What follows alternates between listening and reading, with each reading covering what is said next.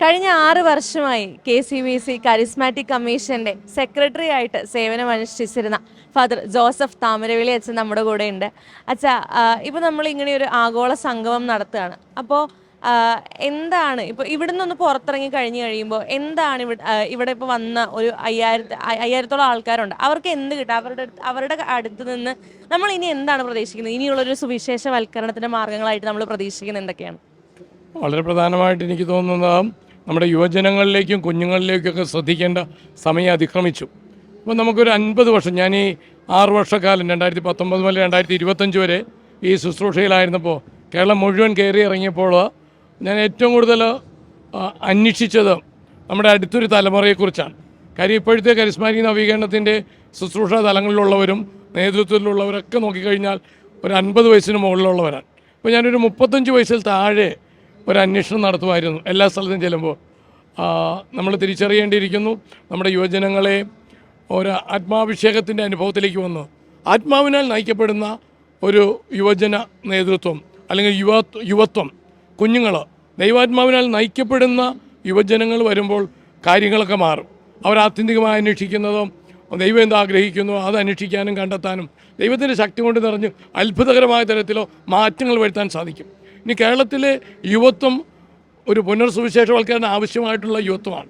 കുഞ്ഞുങ്ങളിലേക്ക് ഒത്തിരി സുവിശേഷവൽക്കരണം എത്തേണ്ടിയിരിക്കും. അതുകൊണ്ട് മിഷൻ പ്രദേശം പോലെ തന്നെ നമ്മുടെ സ്വന്തം നാട്ടിൽ മക്കളിലേക്ക് സുവിശേഷം എത്തിക്കാനായിട്ടുള്ള ഇടപെടലുകൾ നടത്തണം. അപ്പോൾ മുതിർന്നവർ നിലയിലോ ഇങ്ങനെ ഒരു ആഗോള കരിസ്മാറ്റിക് സംഗമമൊക്കെ കഴിഞ്ഞ് തിരിച്ചു പോകുന്നവർ ശരിക്കും ആത്മനിറവോടുകൂടി ഇറങ്ങിച്ചെന്ന് നമ്മുടെ കുഞ്ഞുങ്ങളെയും യുവജനങ്ങളെയും ഇനി നമ്മുടെ കുടുംബങ്ങൾ, പ്രത്യേകിച്ചും ഞങ്ങൾ ഇടവകയിൽ ശുശ്രൂഷ ചെയ്യുമ്പോൾ നമ്മൾ തിരിച്ചറിയും നമ്മുടെ കുടുംബങ്ങൾ ഒത്തിരി സുവിശേഷവൽക്കരിക്കപ്പെടേണ്ടിയിരിക്കുന്നു, വ്യക്തികൾ സുവിശേഷവൽക്കരിക്കപ്പെടേണ്ടിയിരിക്കുന്നു, കുടുംബങ്ങൾ സുവിശേഷവൽക്കരിക്കപ്പെടേണ്ടിയിരിക്കുന്നു. അങ്ങനെ സഭയിൽ നവീകരണം സാധ്യമാകണം. സോ നമുക്ക് ദൈവം കാണിച്ചു തരുന്ന വിശാലമായ വഴികളാണിതെല്ലാം. അപ്പോൾ അതെല്ലാം ഏറ്റവും ഫലപ്രദമായി വിനിയോഗിക്കാൻ ഈ ഒരു ഒത്തുചേരൽ, ഈ ഒരു ശാക്തീകരണം കാരണമാകട്ടെ എന്നുള്ളതാണ് ആഗ്രഹവും പ്രാർത്ഥനയും. അച്ഛനിപ്പോൾ പറഞ്ഞു കുഞ്ഞുങ്ങളെ നമുക്ക് ആ ഒരു ചെറിയ പ്രായത്തിൽ തന്നെ ഈ ഒരു മൂവ്മെന്റിനോട് ചേർത്ത് നിർത്തി കഴിഞ്ഞാൽ കുറച്ചുകൂടി വലുതാവുമ്പോഴും കുറേയൊക്കെ ഇതാകും. പക്ഷേ യുവാക്കളെ സംബന്ധിച്ച്, ചെറുപ്പത്തിൽ ആ ഒരു ദൈവാനുഭവം ഇല്ലാത്ത യുവാക്കളെ സംബന്ധിച്ച് ഒരു ദൈവാനുഭവം ഉണ്ടായാലും മാത്രമേ അവരതിൻ്റെ ഇതിലേക്ക് പോവുള്ളൂ. അതുവരെ ഇവർക്ക് ഇതൊക്കെ കാണുമ്പോൾ അവർ കളിയാക്കുക ഇതൊക്കെ ചെയ്യാം. അപ്പോൾ എങ്ങനെ നമുക്ക് അവരിലേക്ക് ഈശോയെ എത്തിക്കാൻ, ആ ഒരു ദൈവാനുഭവം പകർന്നു കൊടുക്കാനായിട്ട് എങ്ങനെ പറ്റും? ശരിക്കും അപ്പോസ്തലന്മാർ, ഇപ്പോൾ നമ്മൾ എമ്മാവുസിലേക്ക് പോയ ശിഷ്യന്മാർ, അവരുടെ കൂടെ നടന്ന ഒരു ഈശോ ഉണ്ടല്ലോ, അവരുടെ ഒപ്പം നടന്നു, അവരുടെ ചോദ്യങ്ങൾ കേട്ടു, അവരുടെ തർക്കങ്ങൾ കേട്ടു, അവരുടെ സങ്കടം കേട്ടു, അവരുടെ മ്ലാനത മനസ്സിലാക്കി, അങ്ങനെ കൂടെ നടന്നു എന്നുള്ളതാണ് അവസാനം അവരുടെ ഹൃദയം ജ്വലിച്ചതും അവസാനം അവരുടെ കണ്ണ് തുറഞ്ഞതും ഈശോയെ തിരിച്ചറിഞ്ഞതും. അപ്പോൾ ഒരു ദൈവാനുഭവം എന്ന് പറയുന്നത് ഈ കുഞ്ഞുങ്ങളുടെ കൂട്ടത്തിൽ നമ്മൾ ശരിക്കും ഈശോയെ പോലെ തന്നെ കൂട്ടത്തിൽ നടക്കേണ്ടി വരും. അവിടെ തർക്കങ്ങൾ കേൾക്കണം, അവിടെ വാദപ്രതിവാദങ്ങൾ പങ്കുചേരണം, അവരുടെ ഒപ്പം നടക്കണം. കാലത്ത് മുതൽ വൈകുന്നേരം വരെയുള്ള നടപ്പെന്ന് പറഞ്ഞാൽ അത്ര എളുപ്പമൊന്നുമല്ല.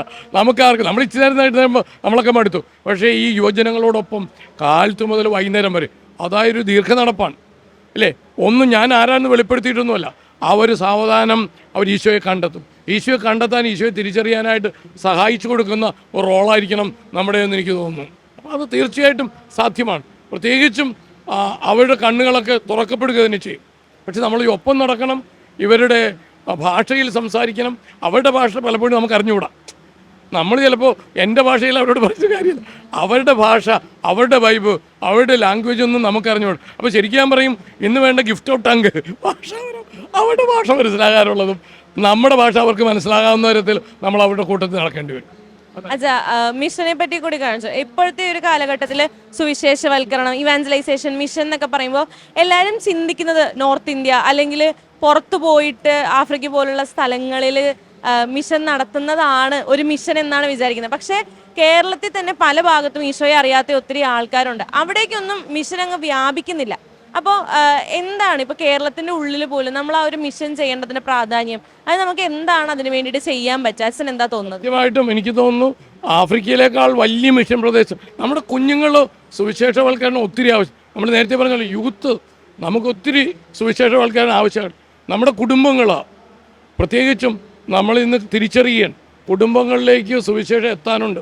അപ്പോൾ ഈശോയെ അവരിലേക്ക് ഒന്ന് എത്തിച്ചു കൊടുക്കാൻ, പ്രത്യേകിച്ചും ചിലപ്പോൾ അവരുടെ കൂട്ടത്തിൽ നടന്ന് അവരുടെ ഭാഷ മനസ്സിലാക്കി അവരോട് സംവേദിച്ച് കഴിയുമ്പോൾ നമ്മൾ മിഷനിൽ പോയി ആസാം ഭാഷ പഠിക്കും, ഒറിയ ഭാഷ പഠിക്കും. നമുക്ക് ഈ കുഞ്ഞുങ്ങളുടെ ഭാഷ, നമ്മുടെ കുടുംബങ്ങളുടെ ഭാഷ തന്നെ നമുക്കിപ്പോൾ ഞങ്ങൾ അച്ഛന്മാർ പലപ്പോഴും അന്യരായിട്ട് നമുക്ക് അറിഞ്ഞുകൂടാ. സോ ശരിക്കുള്ള മിഷൻ പ്രദേശം നമ്മുടെ കുടുംബങ്ങളെല്ലാം മിഷൻ പ്രദേശങ്ങളാണ്. നമ്മൾ ഇടകാലത്ത് നടത്തുന്ന ഹോം മിഷൻ പോലുള്ള കാര്യങ്ങൾ, വീടുകളിലേക്ക് ചെല്ലുക, അവരുടെ ഒപ്പം ഇരിക്കുക, അവരെ കേൾക്കുക, അവരുടെ പ്രതിസന്ധികളും സങ്കടങ്ങളും ഒക്കെ ഉൾക്കൊള്ളാൻ കഴിയുക, അവർക്ക് ഈശോ കൊടുത്തു പോലുള്ള ഉത്തരങ്ങൾ കൊടുത്തു അവർക്കൊന്ന് ഈശോയെ പരിചയപ്പെടുത്തി കൊടുക്കാൻ കഴിയും. സുവിശേഷവൽക്കരണം ഈശോയെ കൊടുക്കലാണല്ലോ ആദ്യമേ. അപ്പോൾ അവരുടെ പ്രതിസന്ധികൾ, അവരുടെ പ്രശ്നങ്ങൾക്ക് ഈശോയെ കൊടുക്കാൻ കഴിഞ്ഞ് നമ്മൾ വിജയിച്ചു. അപ്പോൾ സുവിശേഷവൽക്കരണം ഇന്ന് ഏറ്റവും ആവശ്യമായിരിക്കുന്നത് ഞാൻ പറയും നമ്മുടെ കുടുംബങ്ങളാണ്.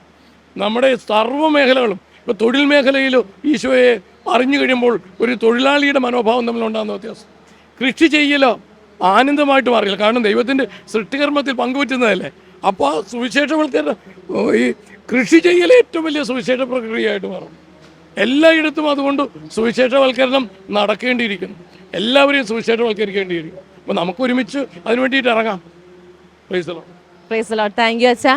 നമ്മൾ ചെയ്യുന്ന എല്ലാ കാര്യങ്ങളും സുവിശേഷവൽക്കരണമായി തീരട്ടെ എന്ന് ആശംസിക്കുന്നു.